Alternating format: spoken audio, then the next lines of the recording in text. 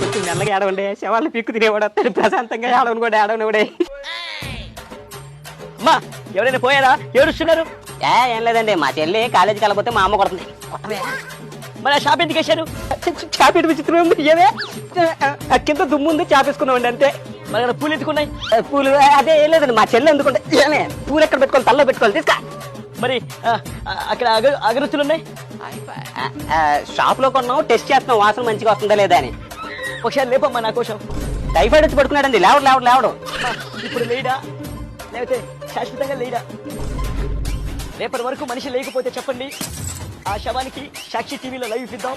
అమ్మఒడి 15,000 రూపాయల గురించి ఈ గవర్నమెంట్ ప్రశ్నిద్దాం. చలి మళ్ళీ ఏడుస్తుంది. లేదు నవ్వు కూడా ఏడుపు లెక్క పడుతుంది మా వాళ్ళని. నవ్వుతున్నావు, జోక్ చెప్పా జోకు.